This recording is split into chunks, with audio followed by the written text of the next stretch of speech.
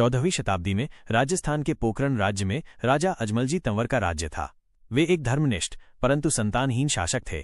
उनकी पत्नी रानी मैणादे देवी भी तपस्विनी और भक्ति मार्ग की साधिका थीं। संतान के लिए उन्होंने अनेक यज्ञ, व्रत और मंदिरों में प्रार्थनाएं की। राजा अजमलजी को एक दिन स्वप्न आया जिसमें भगवान श्रीकृष्ण ने दर्शन दिए और कहा, हे भक्त, मैं स्वयं तुम्हारे घर जन्म लूंगा और मानव कल्याण करूंगा। कुछ ही समय बाद भाद्रपद शुक्ल द्वितीया के दिन रानी मैणादे ने एक दिव्य तेजस्वी बालक को जन्म दिया। उसी समय आकाश से पुष्प वर्षा हुई, दिशाएं गूंज उठीं और ज्योतिर्मय प्रकाश से महल जगमगा उठा। जब राजमहल के आचार्यों ने बालक की ज्योतिषीय कुंडली देखी तो चकित रह गए। उन्होंने कहा, ये कोई साधारण बालक नहीं है बल्कि भगवान विष्णु के अंशावतार हैं। बालक का नाम रखा गया रामदेव। राजा अजमलजी को यह पूर्ण विश्वास हो गया कि उनके पुत्र के रूप में ईश्वर ने स्वयं अवतार लिया है। रामदेव जी का बचपन असाधारण था। अन्य बच्चों की तरह वे खेलते जरूर थे, लेकिन उनका हृदय दया, करुणा और सेवा से भरा हुआ था। वे महलों की विलासिता से दूर गरीब बच्चों के साथ खेलते, भूखों को खाना खिलाते और बीमारों की सेवा करते। एक बार गांव में भयंकर सूखा पड़ा। कुएं सूख गए। लोग पानी के लिए तड़पने लगे। बाबा रामदेव ने गांव के एक सूखे कुएं के पास जाकर हाथ जोड़कर प्रार्थना की और कहा, हे प्रभु, अपने बच्चों की प्यास नहीं देखी जाती। इतना कहते ही कुएं से जल फूट पड़ा और वो पानी आज तक वहां बह रहा है।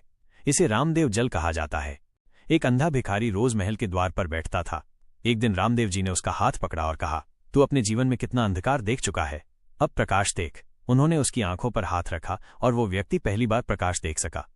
राजकुमार होते हुए भी रामदेव जी ने ग्रामवासियों के दुख दर्द में स्वयं को समर्पित कर दिया। वे खेतों में हल चलाते, बैल चराते, चरवाहों के साथ रोटियां खाते और साधारण जीवन बिताते। उनका ये व्यवहार सामंतवादी सोच के खिलाफ एक क्रांति था। लोग उन्हें राजकुमार नहीं, अपना बेटा कहते थे। रामदेव जी को बचपन से ही वेद, पुराण, उपनिषद और सूफी वाणी में रुचि थी।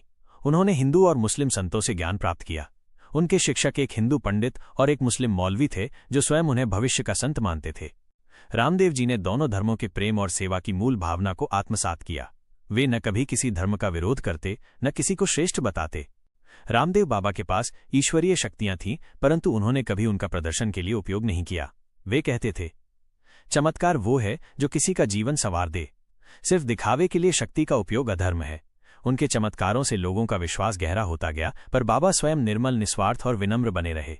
उन दिनों जातिवाद चरम पर था। शूद्रों, हरिजनों और गरीबों को मंदिरों में प्रवेश नहीं मिलता था। बाबा रामदेव ने पहली बार उन्हें मंदिर में बुलाकर स्वयं अपने हाथों से चरणामृत और भोजन दिया। उन्होंने कहा, ईश्वर ने किसी को नीचा नहीं बनाया तो फिर मनुष्य को क्या अधिकार है। इस कदम से कई ब्राह्मण और सामंत उनसे नाराज हुए, पर बाबा ने बिना डर के अपने मिशन को जारी रखा। ये तो हुआ बाबा रामदेव पीर के जन्म और बाल्यकाल का